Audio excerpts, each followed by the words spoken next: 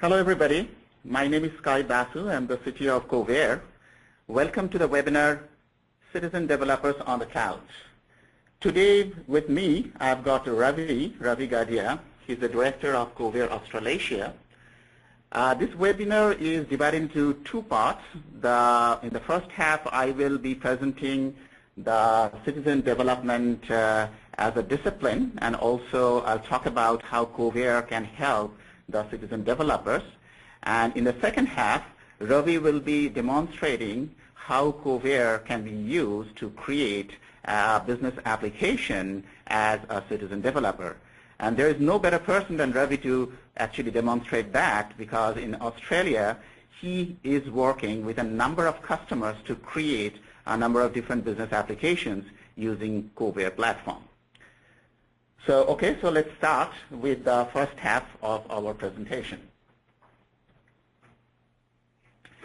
So I think the very first question is, who is a citizen developer? If you look at an organization, we see that there are business end users who are actually using different kinds of applications or software. And then there is an IT organization which basically producing those applications and softwares. But the citizen developer is actually coming from the business end user organization. And the typical characteristics or profile of a citizen developer is that you need not be a developer or need to know a programming language, but should be comfortable with the computer, the web, and the software applications. Especially he should have business-specific knowledge, can work with the other members of the group to implement a solution. And as I say, that no programming knowledge is necessary, but some knowledge about Excel or database will be preferable, again, not necessary. So that is a typical citizen developer.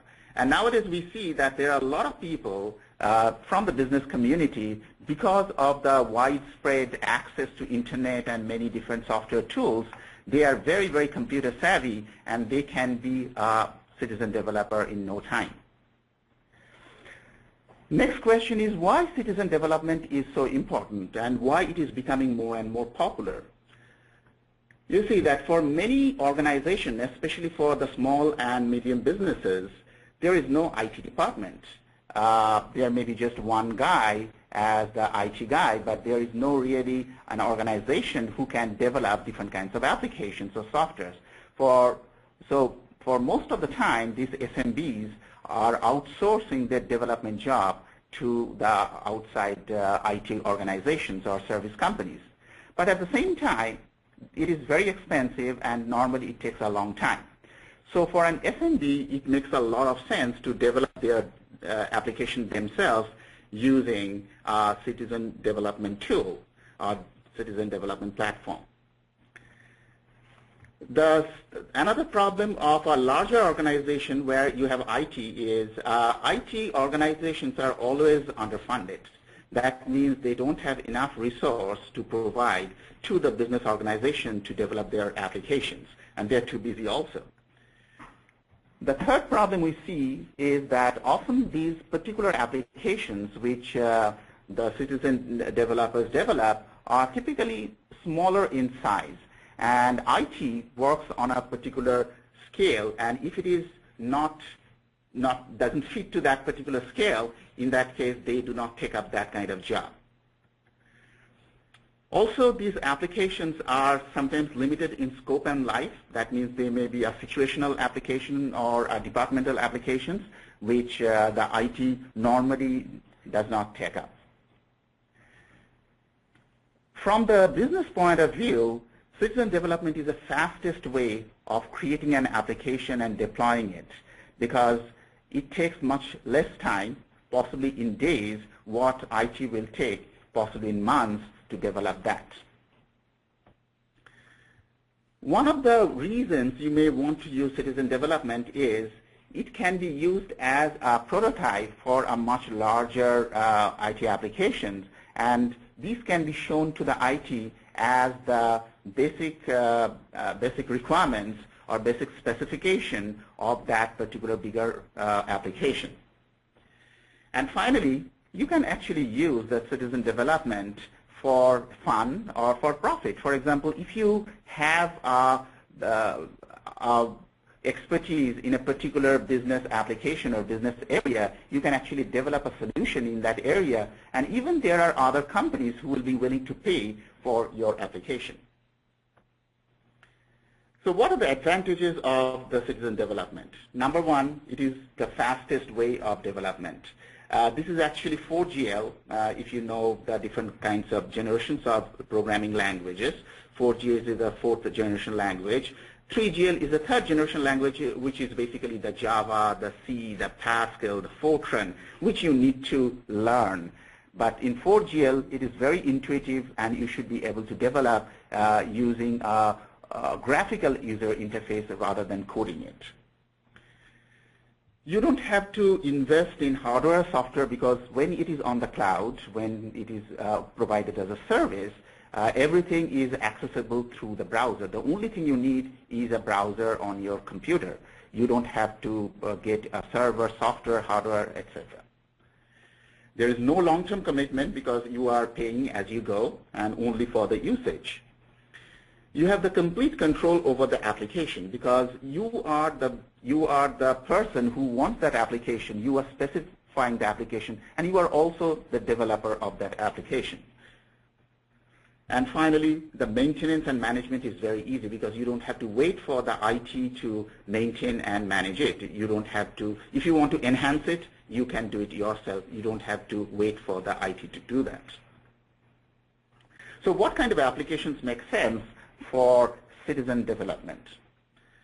So typically these are the applications which are departmental or situational application, and which is driven by some kind of structural data. Structural means that which basically use something like a database. But again, you don't need to know how to write a database application because all of those things are actually transparent.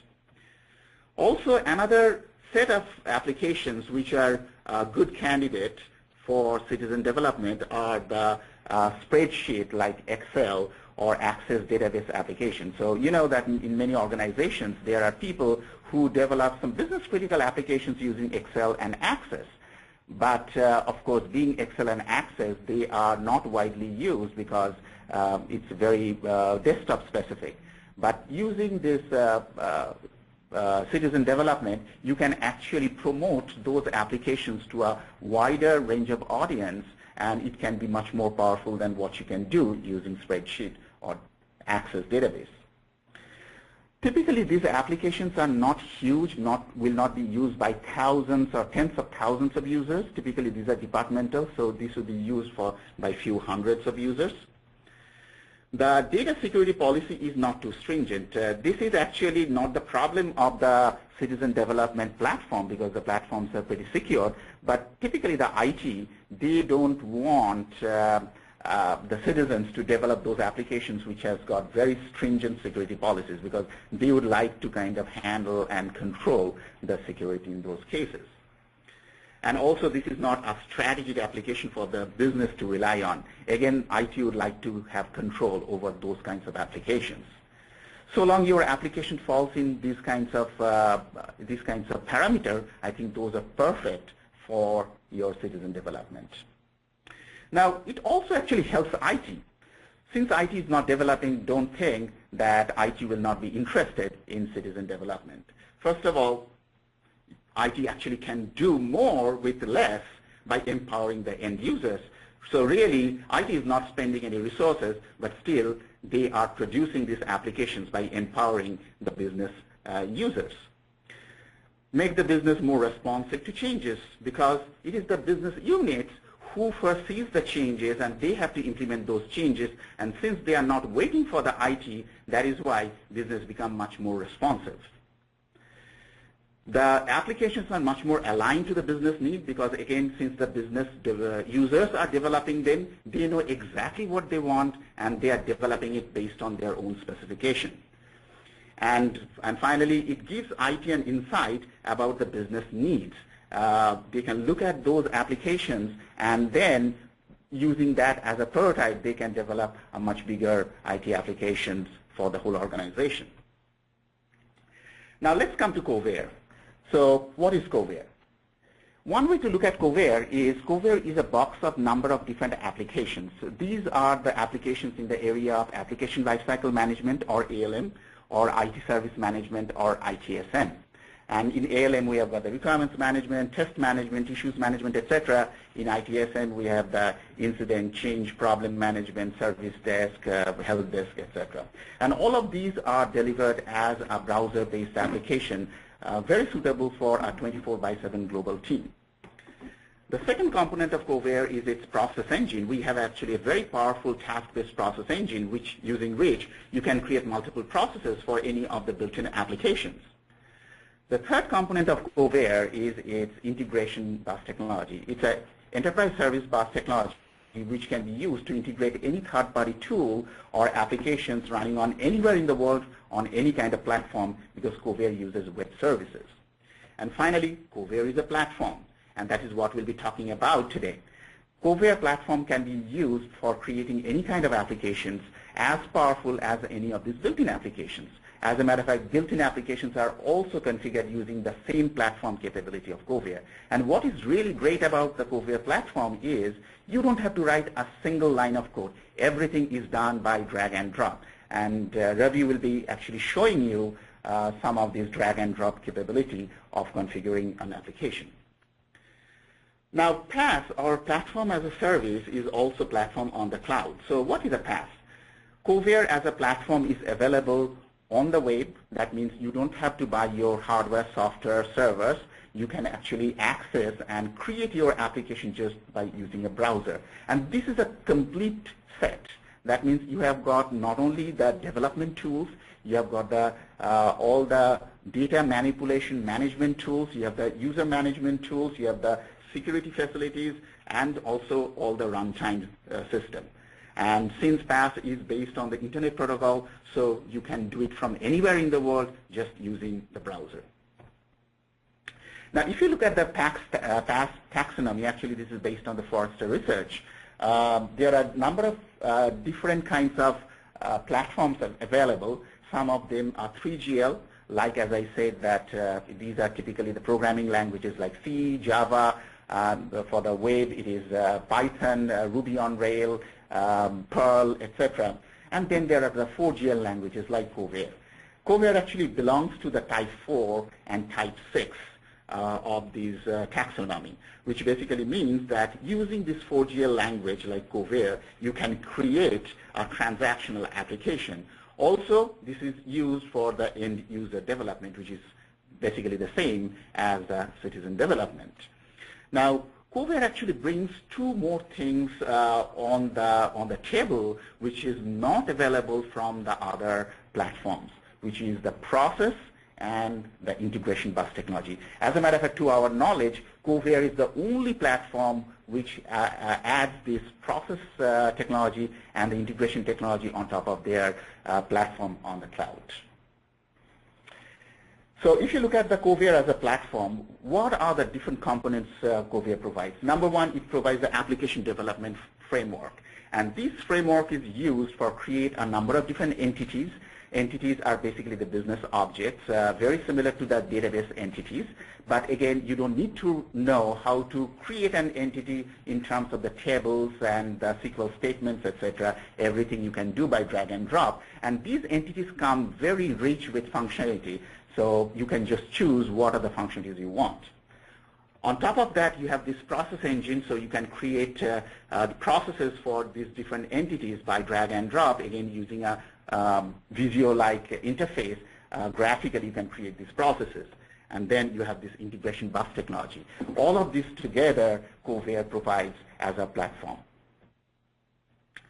In the Kovair application framework, these are all these different kinds of functionalities available for all the different entities you create.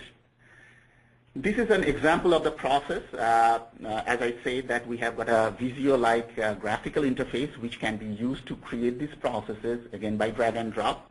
And these are the process automation, different features of our process automation. Actually, Kovair has one of the most powerful process automation engine in the market.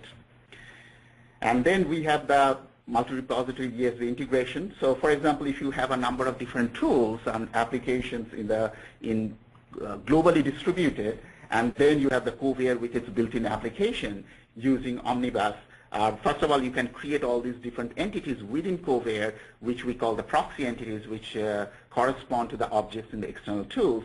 And then using Omnibus, we can actually create the integration between the proxy entities and the external tools. And once you have that, you can actually do the different kinds of collaboration, the traceability, the reports, the process across all of this information, even when they are coming from different tools. These are the features of Kovair. Kovair being an ESB, it's a much superior to a point-to-point integration, which in most of the cases you see, both in kind of on the cloud platform as well as on-premise platforms. These are some of the applications you can develop using Kovair platform capability. And as you can see, that of course it has got IT and ALM applications because those are the core domain of Kovair. But there are other applications as well in the CRM or sales automation, HR, finance, project management, etc. All right, so I'm done here, and I'll hand it over to Ravi. And Ravi will show you, show you a typical business application. As a matter of fact, a very interesting application he has created, and he will show you how Kovair can be used to create that application very easily. Thank you. Thanks for the introduction, Sky. Hello to all of you audience members out there in webinar land. My name is Ravi Gadhia, and as Sky has mentioned, I have been applying the Kovair platform to craft particular solutions for Kovair customers in Australia. Now, just to give you a better idea of what I mean, let me just start off by describing some of these projects very briefly. In one application, we integrate Kovair with a CRM tool and a content management system to create a process-enabled customer survey tool. And in another solution, Kovair lies at the heart of a call center implementation, in which Kovair integrates functionality and imposes a process across multiple point tools, including a CTI or a computer telephony interface product. And in yet another solution, we've used Kovair as the basis for creating a customized project management suite, much like Prince or the PMI type project management methodologies. Now, all of these applications use the integration and process features of Kovair, coupled with the intrinsic capabilities of the platform. And for some of you folks who are not IT savvy, this may seem like a daunting prospect. But in my session today, I'd like to present an example of how Kovair could be applied by anyone with rudimentary computer skills to create an application which has true business value. So I'm just going to start off with a bit of PowerPoint to set the stage.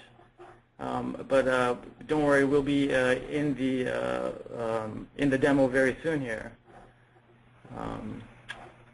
Okay, so basically I would like to use in my discussion today the example of a fictitious company called Furniture Galactica. Now, Furniture Galactica is a small furniture reseller. They source products from various vendors and supply them these furniture items to their customers. These furniture items are organized according to room arrangements in their way of doing things. So in the internal lingo of Furniture Galactica, the furniture items themselves are referred to as SKUs, or stock keeping units. And each room arrangement is called a project. And the various vendors submit quotes, and complex quotes can be broken down into quote details. As far as the staff goes, it's a very small company. Oscar, the owner, is the founder, executive, and also happens to be an IT hobbyist. He's the one who has found Kovair and implemented it within the organization. Mary, the manager, she's basically one person who is middle management. She manages the work and makes sure that everything gets delivered. Alan, the analyst, he does all the heavy lifting. He designs the room arrangements, he's basically the guy who's doing all the work at the bottom.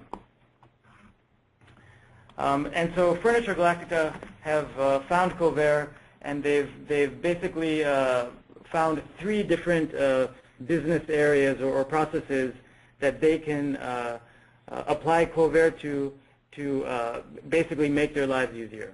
Okay, the first business process is the project lifecycle. Remember, the projects are essentially room arrangements, and they go through a life cycle from ideation to specification, review, approval, and then finally managing the delivery. So Furniture Galactica will use the process capability of Kovair to automate the project lifecycle. The second business process that they turn to Kovair for is for the production of their in-store catalog. Every 2 months, they have new furniture items, new room arrangements. They have a regular in-store catalog that they need to create. Usually this is a manual process, but with Kovair, they can automate this and complete it in less than 1 mouse click. And I'm going to show you later how they do this.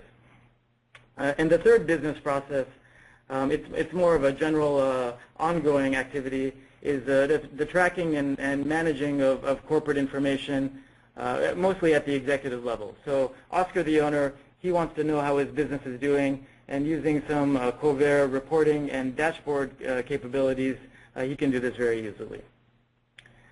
Okay, so now I'm going to jump to the demo. If you see my desktop, I'm opening Internet Explorer. And as Sky may have mentioned, Kovair is a web-based platform, so all you need to access it is a web browser. In addition to IE, we also support other popular web browsers like Firefox and Chrome. And you'll see in this Internet Explorer that I have 3 different tabs that are open. Let me just try to go to full screen here. That's okay, F11 doesn't seem to work. Anyways, so I have 3 tabs here, and I'll just click through them. You'll notice that each of them is a different color. So this should give you some idea that Kovair is configurable. So you can customize the look and feel for each particular user or a set of users. One more thing you may see as I'm clicking between these tabs is that the menu items, we have a different number of menu items. And this, again, this reveals that depending on the permission level of the end user, you can enable or disable various components of the application. Okay, so let's dive a little bit deeper. I'm basically now looking at the Kovair application.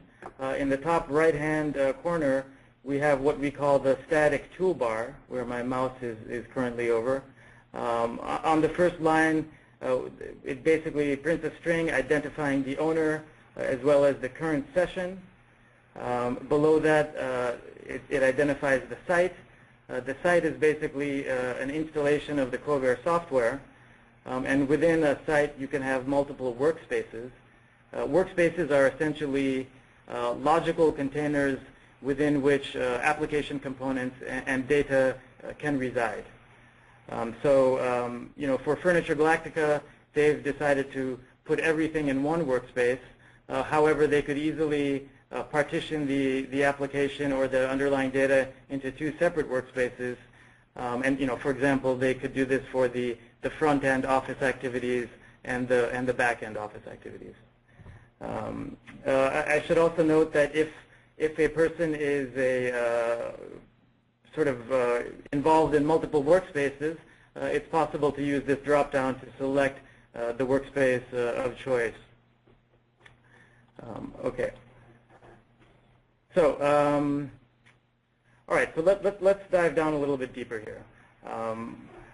We've talked about the static toolbar. If we go below now and to the left, you'll see a number of tabs. We call these tabs menus. And the menus also have submenus, which are links which lead to some underlying functionality. Let me just say here that for the purposes of this demo, we've turned everything on. So what you're seeing is the full-blown platform, all the bells and whistles. Sometimes it can appear to be a slightly busy interface, but you can trim all of this down as you need. We simply want to show you all the breadth and capability of Kovair. Okay? So the first menu item is called Home, and Home is essentially a user-centric menu item, meaning that it presents items of interest for the users, whereas the other menu items actually are workspace specific. So essentially what this means is that as a user, I can see all of my information across all workspaces within the Home menu. Now, to the right of Home, there are a number of other menus. I'll just read them. Projects, SKUs, quotes, quote details, vendors. These should sound familiar to you because this is the internal lingo of Furniture Galactica in how they organize their corporate data. So these are what Sky has called entities. For those of you with a background in databases, entities probably mean something. However, if you don't have this kind of background, you can think of an entity as if you use the analogy of Excel, as a table in Excel with a number of columns and rows. And typically the columns are different fields and the rows are different items. Okay, so these entities are just like tables. So to the right of the entities, there are 3 more tabs: tasks, workspace, and settings. These are more generic workspace menu items. Of these, I'll just mention tasks. Tasks is kind of like a system-level entity that encapsulates task-related information. Now tasks come in when you talk about Kovair's process capability. In Kovair, it's possible to create a workflow to model a business process, and then the process engine of Kovair will automatically generate the tasks for the various individuals or roles. So that's why every workspace sort of has by default this functionality and capability. Okay, so let's continue digging a little bit deeper. Okay, I'm going to start off as Oscar the owner. By the way, I failed to mention that in this example, in these 3 tabs, the red session is Oscar the owner, the purple session is Mary the manager, and the blue session is Alan the analyst. But for the time being, I'm working as Oscar, and let me start off in projects list mode. So essentially, I've asked the platform to list all of the projects for me. Okay, so you see below you a listing of projects. We have multiple rows. There's headers. It's very table-like in structure. Now, above the project listing, there's an area just below this red bar, which we call the control bar. Okay, the control bar offers various tools for we like to say slicing and dicing the data. Obviously a database can have hundreds, if not thousands, of objects, but usually people are working on only individual objects or objects of a certain type. And so the control bar allows this type of viewing and filtering. So let me just go through some of these controls for you quickly. The first control is the view. Now with the view, you can basically go between, you can basically predefine different ways of looking at the data. So each entity comes with a default entity view, which lists some generic system values. And I'm just going to switch between a few views to give you guys an idea. You should see the underlying table changing as I go through each view.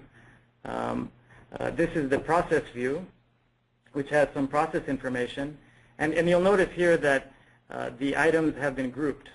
So in addition to selecting the various columns of interest, you can also group the results into bins to make it easier to examine and analyze the results.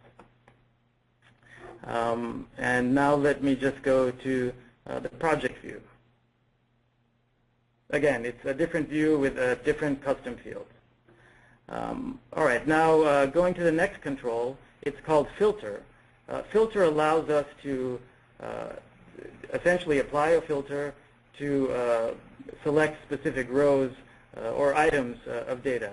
And again, these can be predefined. It's essentially a conditional logic expression which is applied to the underlying data, and you basically see the data that matches the expression.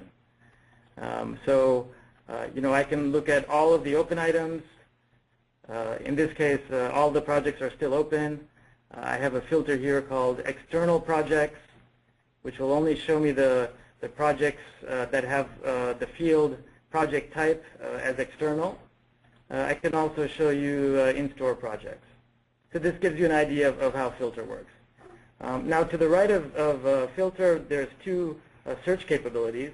The first is ID search, where I can put in a number and the system will find the record which has an ID matching that. I can also do some clever things like use phrases such as last four, and Kovair will find the last four IDs and return those to me. I can use text search to type in any word. In this case, I'm typing in dining because as a furniture store, I know I have some dining room furniture, and here we have the room arrangement for the dining room. So that's just a little bit about the control bar so that you're more comfortable with the interface. Let's keep diving in, okay? I want to talk now a little bit about how data can actually be put into Kovair. To do this, I'm going to the create new submenu, and this basically presents a form which I can fill out. It has the various fields. Required fields have an asterisk next to them. There are drop-downs and so on. You see that it has a bit of color and formatting.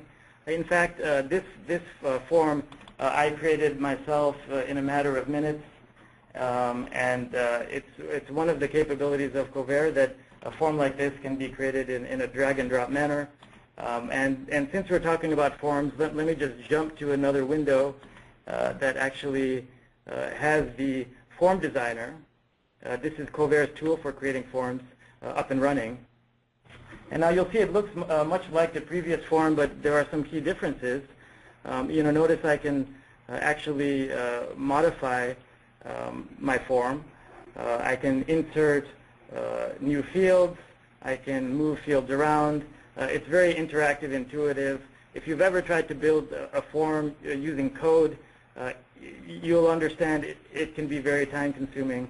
With Kovair's form designer, all of that is boiled down into a matter of minutes. Okay. On the right-hand side, we have all of the fields which have been predefined or defined up till this point for the project entity. I just want to give you a quick idea of the other sort of field types by clicking on Create New Field. It's created this wizard which allows me to add a few fields, as many as I want actually. And let's just read through some of the field types to give you an idea of what you can do with Kovair. So there are standard field types like automatic numbering, calculated fields, date, time, floats, integers, multi-line, rich, single-line text, summary fields. You can have lookup fields with predefined values. You can create grids. You can have relations, which essentially create links between items of one entity and items of another entity. And the list goes on and on. You can have emails, federated links, files as attachments, images. Any of these can be a field of your entity.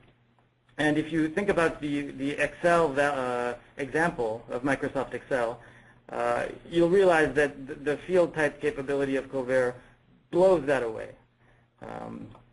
Okay, well, I just wanted to show that to you as an item of interest. Let's now go back to Oscar, the owner, and what he was doing. He was going to create a new item within Kovair. So to save some time, I've gone ahead and created a new item just before this demo. So let's go back to that. So to do that, I'm going here to the project view. of the project entity. Okay, I need to have a filter. No filter, project view, and oh, sorry, I needed to select the all item filter.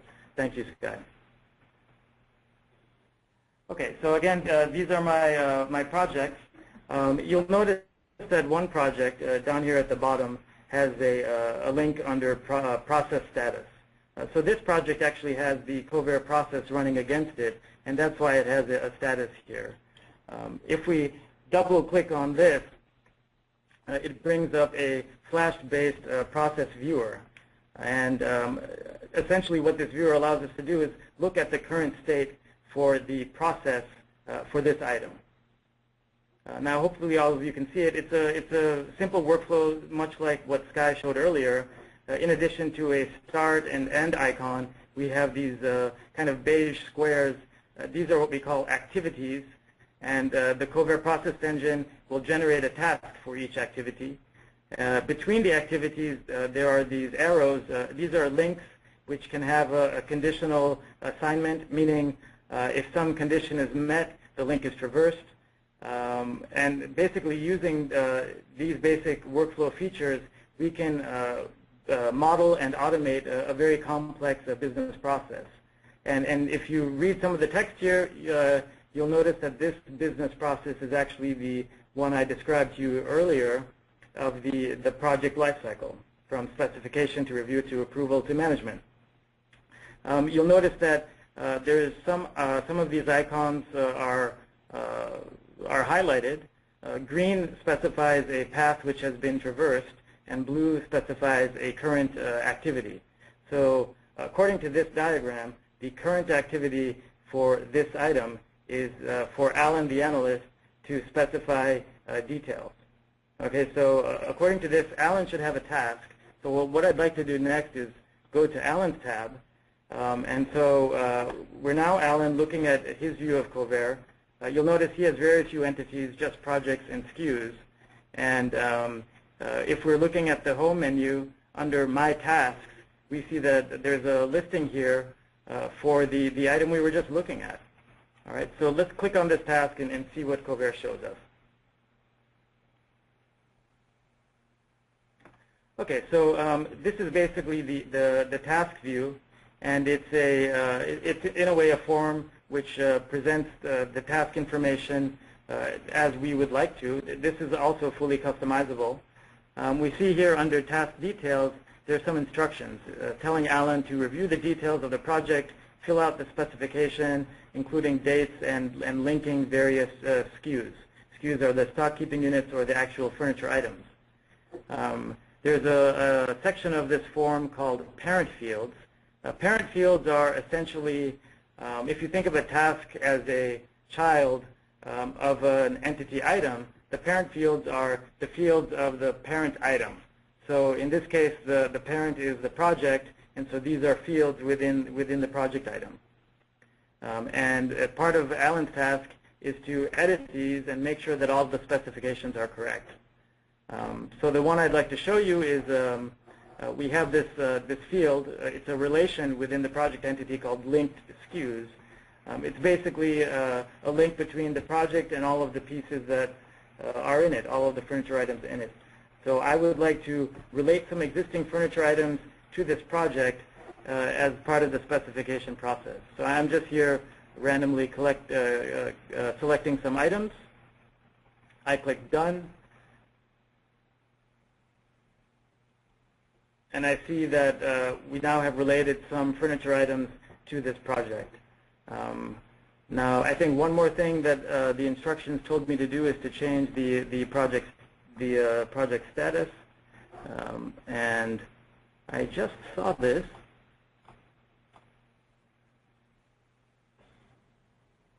So be it. I can't see it right now. I'll just complete the task. The task is done. Alan's task has disappeared.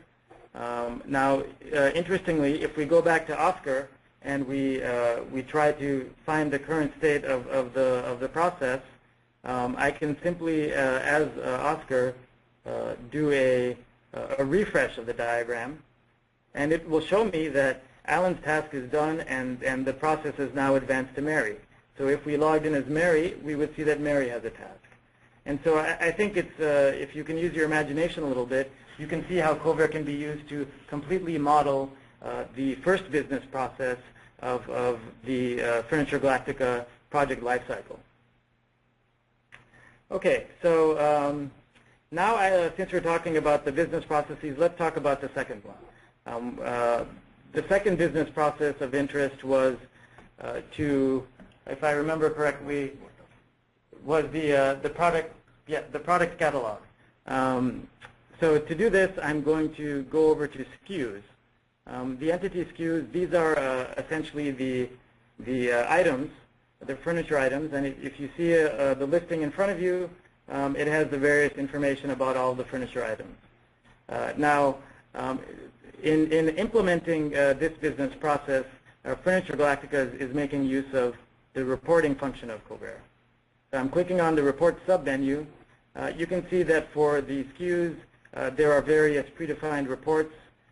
Let me just click on a couple of these to give you an idea.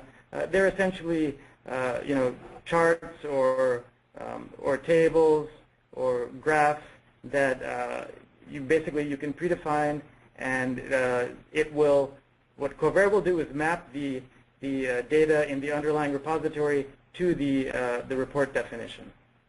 Okay, so in this case, there's another type of report which is very useful. It's a Microsoft Word report, and what you do in this case is you can create a template within Microsoft Word and then upload that template to Kovair, and then when you execute the report, Kovair will map the repository against that template and automatically generate a Microsoft Word document.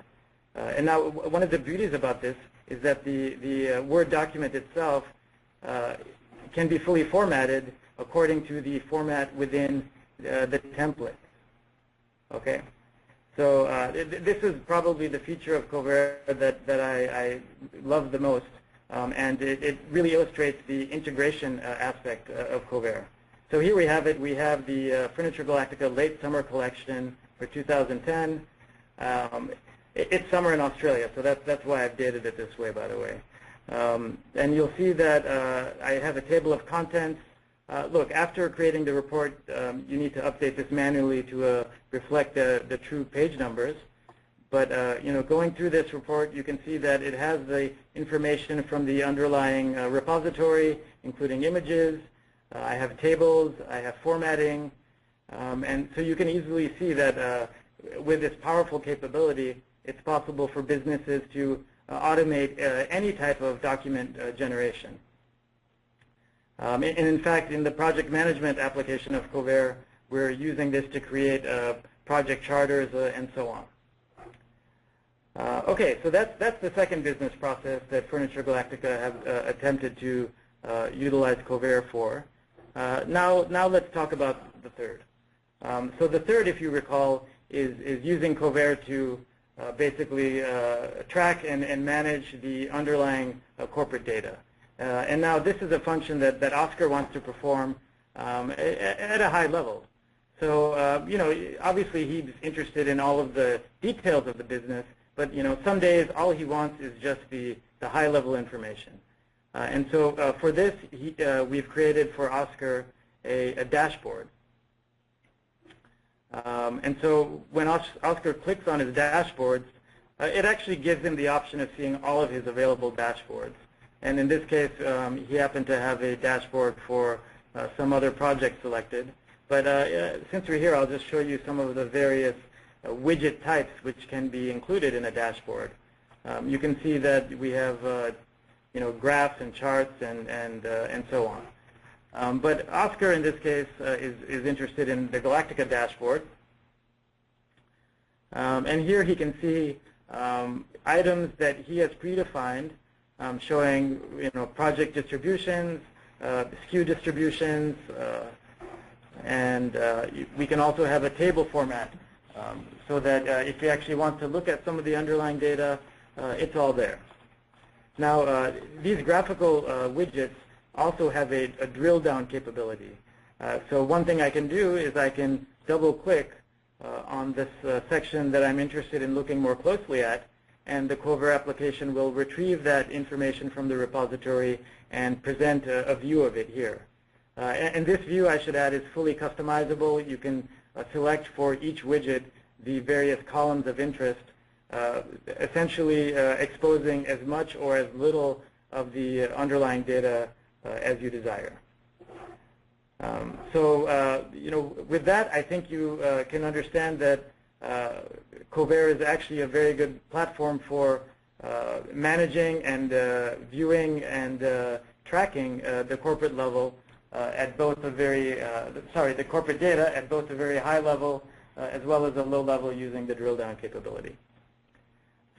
So with that, I think I've covered the three business processes that Furniture Galactica was trying to implement using Kovair.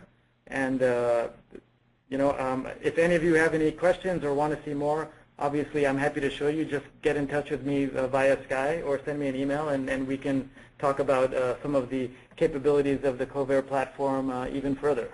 Okay. So thank you very much, Ravi. I think that was really a great demonstration of the capability of Kovair. Since we have got a little bit more time, we'll actually open it for a Q&A session of 5 minutes to 11. But we have got 5 more minutes. So can you show us those reports you generated, the Word report? Can you kind of schedule it so that automatically that will be kind of created and emailed to Oscar, for example, so that you don't have to kind of go every time and click it? Sky, thanks for bringing that up. Sky was listening to the earlier part of my presentation when I claimed that it would be possible to fully automate that business process in less than 1 mouse click. And well, I was in such a hurry to finish that I forgot to tell you guys about it. All right, so let me show you how that's done. If you recall, we were working with SKUs. So going back as Oscar,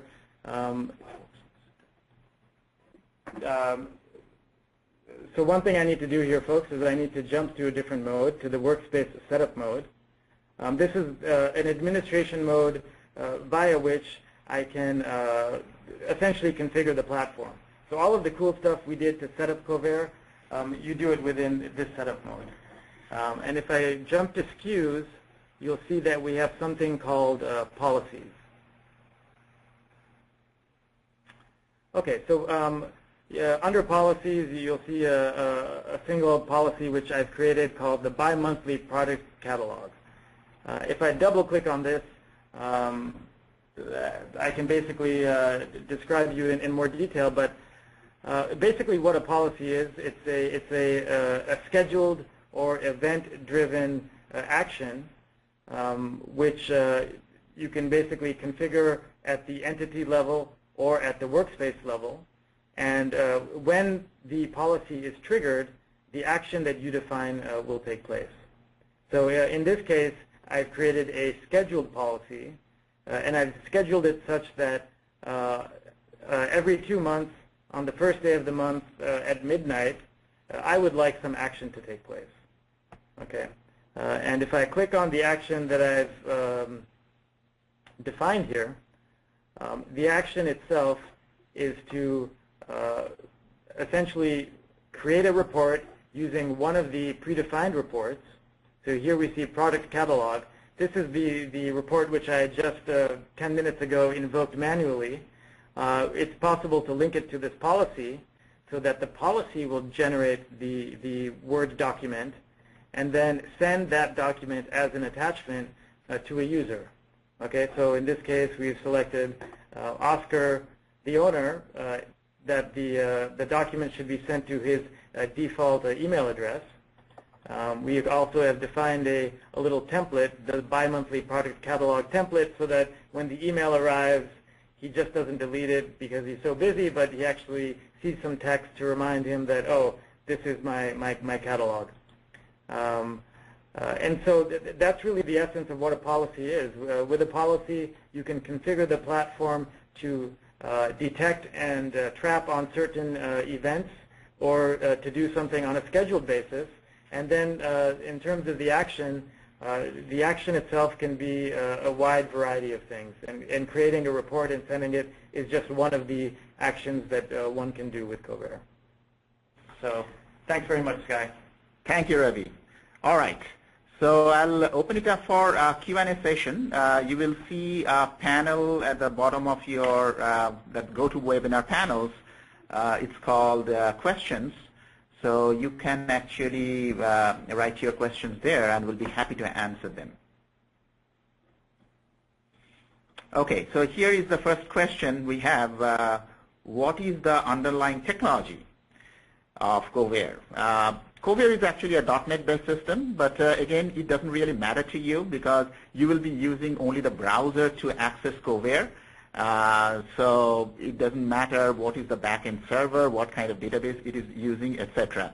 But we can tell you that architecturally, Kovair is a multi-tenant system running on a hosted server in one of the data centers, and you can actually access it. You will have your own site, which is completely separated from any other site on that server, though they are sharing the same hardware and software. And as far as the performance is concerned, it is tested for thousands of users, concurrent users at any point of time for each of the instances of Kovair. Okay, the next question is about pricing. I think our sales people will be very happy to work with you. If you have any question, please give them a call and we'll ask them to get in touch with you. And they will tell you that what kind of pricing is available for Kovair as platform. As a matter of fact, our Kovair applications are available in a number of different combinations. So Kovair is available as SaaS, software as a service, for ALM, for ITSM, as well as for platform. And you can also combine any of these things. For example, you want the ALM and platform, ALM and ITSM, ITSM and platform, etc. So there are different kinds of pricing combinations available, and our salespeople will be very happy to share that with you. Okay, the next question is about the integration. So it's asking what are the integration adapters are available. You see that, as I mentioned, that Kovair has the built-in applications in the area of ALM and ITSM. So most of our adapters are in the area of development tools, ALM tools and ITSM tools. So for example, we have integration with most of the rational tools like Requisite Pro, ClearCase, also with a lot of Java tools, including open source, like Eclipse, JUnit, Ant, etc. We also integrate with a lot of Microsoft tools. So you have already seen in the demonstration integration with Word. We also integrate with Excel, Microsoft Project, Microsoft Team Foundation Server, that is TFS, different applications within TFS, which is the basic IDE, as well as its configuration management tool, etc. We also integrate with a number of configuration management tools like Perforce, Subversion, as I have already mentioned about ClearCase. So if you have, if you're thinking about a particular application or tool, you can find out, you can give us a call and we'll tell you that whether we already have an adapter or not. If we don't have an adapter, it typically takes 4 to 6 man-weeks to create an adapter, and we have actually developed quite a bit of a large number of adapters for our customers that way. Okay, let's see, any other question? I think that's basically it. So thank you very much, everybody, for joining this webinar on Citizen Developers on the Cloud. We really appreciate your time here. And if you have any question, please feel free to send an email to me at skyv@kovair.com, or you can go to the website and submit your questions through our contact page, and our salespeople will be happy to answer any of your questions. Thank you and goodbye.